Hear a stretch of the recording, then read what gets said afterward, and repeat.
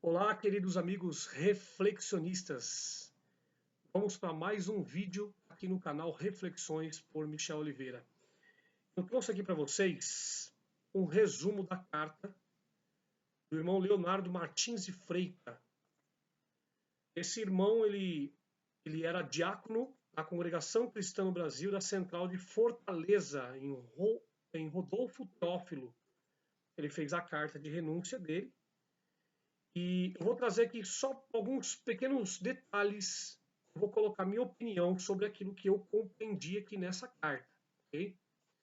Ele conta que ele começou a ler as escrituras, ele foi surpreendido daquilo que ele descobriu nas escrituras, e ele começou ali a bater com aquilo que ele via ali todos os dias nos cultos, no, nos ensinamentos do Brás, a cultura oral da congregação, as pregações. E ele conta que ele começou a observar também não só os ensinamentos, mas também o posicionamento na questão de ponto de doutrina que diverge com aquilo que eles ensinam no púlpito, as pregações que contrariam as escrituras. Ele também observou que não se podia criticar a palavra, que aí é uma blasfêmia contra o Espírito Santo, né? Buscar a palavra para comprar, vender, isso aí é um ensinamento que desde a congregação lá dos primórdios isso aí já existe. Então quem batiza na congregação, quem nasce na congregação, ele já sabe disso, né? E não se pode criticar a palavra, isso é fato, isso aí. Desde que a pessoa se batiza, ou até antes, a pessoa já é ensinada que não se pode criticar aquela palavra ali, porque eles falam que aquela palavra ali é aquela que vem do céu, a revelação que vem do céu. Então, eles invalidam as escrituras. Eles falam que a palavra verdadeira é aquilo que sai do púlpito, né? Então, nós estamos carecas de saber. Buscar a palavra para comprar, vender. Trabalhar na obra é fazer algo em prol da denominação, da instituição. Isso aí também. Todas as pessoas que se batizam ou que nascem dentro da instituição ali, eles sabem disso, que eles ensinam, os anciãos ensinam que trabalhar na obra é trabalhar para aquela instituição. Limpar a igreja, construir a igreja, reformar a igreja, enfim. Tudo aquilo que você faz pela instituição, tipo, dar uma cesta básica para alguém que é da denominação, não dá para a suposta criatura, né? Isso aí é trabalhar na obra, né? Eles colocam assim.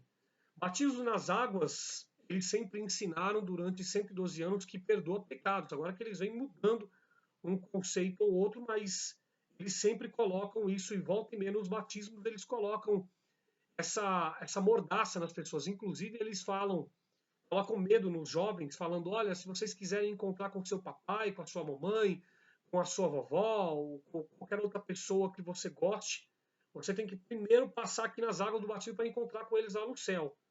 Ou eles vêm com aquela pregação ali, olha, se não vem pelo amor, vem pela dor. Também eles falam sobre a Arca de Noé, né, que vai vir um grande dilúvio, que as pessoas precisam entrar dentro daquela arca. Então eles sempre colocam ali o medo, né? Então ele observou sobre a questão do batismo, né? Inclusive o exclusivismo do batismo, né? Aquela questão de se porventura você vier de uma outra denominação, você tem que se rebatizar na congregação. Isso aí é já uma doutrina antiga. E aí depois ele coloca João 17, 17 ao 20, né? O que eu achei interessante nesses esclarecimentos que esse rapaz ele fez, o Leonardo Martins de Freitas, inclusive ele fala sobre a doutrina da barba, a disciplina da barba e de política, né, dentro da congregação. Essa questão da política era um pouco abafado, mas a questão da barba já é um ensinamento muito antigo. Pelo que eu observei aqui, ele, ele se despertou numa coisa que já acontece na congregação há muito tempo, né? Então eu não vejo um despertamento tal a ponto dele olhar e falar, de eu olhar e falar assim, nossa, isso aqui foi um despertamento, sabe? Agora uma coisa que eu achei muito importante é ele ter falado sobre a questão da salvação por obras, que isso na congregação cristã no Brasil não é ensinado. Na congregação cristã no Brasil, o que é ensinado é a salvação pelos seus méritos, né? Então, ele se despertou, inclusive, nesse sentido. E os ensinamentos dos anciães é salvação pelos seus méritos, invalidando o sacrifício. Então Jesus ele veio para salvar a humanidade. Ele, ele foi pregado naquela cruz para a salvação da humanidade. As cartas do apóstolo Paulo, a partir de aos Romanos, deixam isso muito claro. Efésios, Colossenses, Gálatas, isso deixa muito claro que a salvação não é pelo mérito humano, não é pela obra da lei. Sim, nós devemos descansar das nossas obras, isso está escrito nas Escrituras. E ele teve esse despertamento, isso foi muito importante, né? Então, pelo que eu observei, o que mais despertou ele foi essas questões. Principalmente essa questão da salvação, que não é por obra, mas sim pelo sacrifício feito naquela cruz, certo? Mas o que me despertou nessa questão aqui, desse relato desse irmão, é que, em hipótese alguma, ele se preocupa com as pessoas que sofreram danos por causa desses ensinamentos ou de apontamentos e julgamentos dos anciães.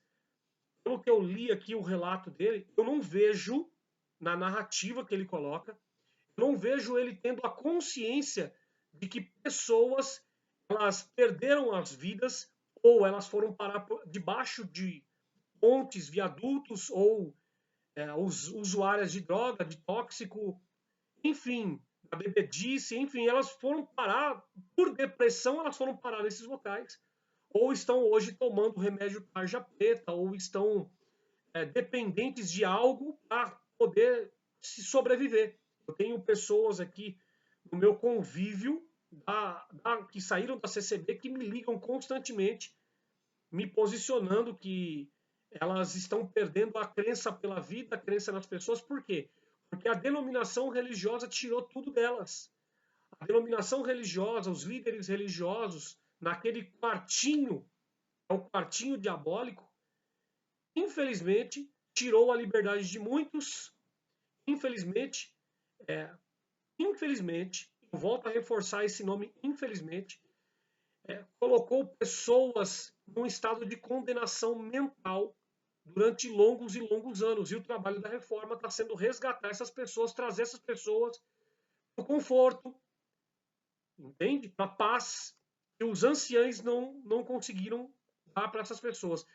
Infelizmente, os anciães hoje, o que eles fazem? Eles acham por melhor dar liberdade para empresários. Né? Nós vimos aí o caso do Samuel Trevisan, que eles trouxeram num culto no Brás e colocaram ele no púlpito. Sabemos que ali estava correndo um processo judicial, isso é fato, que tinha que haver aquela situação, mas por que eles não fazem isso com os pobres? Por que eles não fazem isso com as mulheres, principalmente?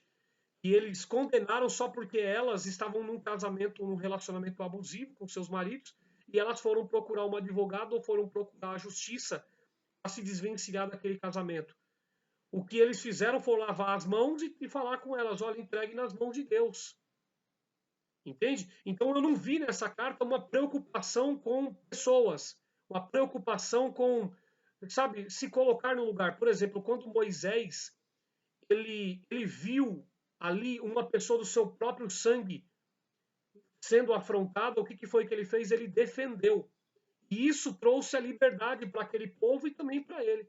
Então, a principal libertação, o principal ponto de libertação é você ter empatia pelas pessoas que sofreram, que estão sofrendo dentro da denominação. Então, o trabalho da reforma aqui é conscientizar essas pessoas para que elas saiam dessa escravidão mental, para que elas saiam dessa religiosidade, para que elas possam se despertar a ponto de perceber, além de elas estarem sendo enganadas, que o líder religioso que está ali naquele púlpito, ele cerceia a liberdade daquelas pessoas e invade a privacidade alheia daquelas pessoas. Quando eles apontam um julgamento em cima do púlpito, quando eles condenam em cima do púlpito, ou quando eles usam o nome do diabo, né, falando que Deus ele vai apertar o teu, vai colocar, né, vai colocar na sua mão e vai apertar o teu adversário, as pessoas elas pensam na hora que é o patrão, que é o amigo, que é o vizinho, que é aquela pessoa da família. Então é um Deus vingativo, egoísta, É um Deus manipulador. E é por isso que nós, da Reforma, nós trabalhamos para tirar da cabeça das pessoas esse perfil de Deus que a religião coloca na cabeça das pessoas.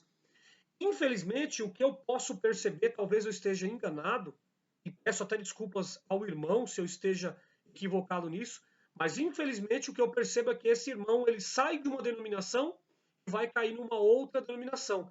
E como diz um caro amigo nosso aqui da Reforma, que muda-se o dono do presídio, mas o cacetete ele vai ser sempre o mesmo.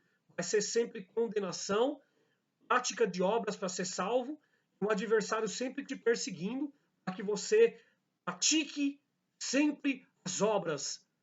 E se porventura você não conseguir praticar aquelas obras, vai cair algo sempre na sua mente. Você tem que produzir, você tem que fazer, você precisa melhorar, você precisa se aperfeiçoar, sendo que está escrito nas Escrituras que as nossas obras de justiça são trapos de imundície diante de Deus. E também está escrito que nós devemos descansar nas nossas obras, porque isso sim é um culto de louvor a Deus.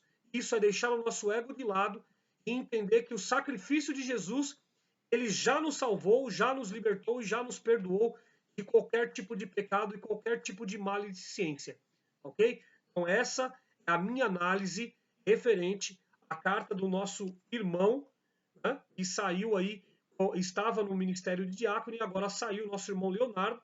Aproveito para mandar um abraço a ele e a toda a sua família, desejar sucesso na sua jornada e que ele faça as melhores escolhas. E que a partir de hoje ele deixe de andar pela muleta da palavra para andar somente pelos seus passos. A partir de agora, ele vai tropeçar, ele vai se levantar pelas suas próprias forças. Um abraço, fique com Deus, até o próximo vídeo.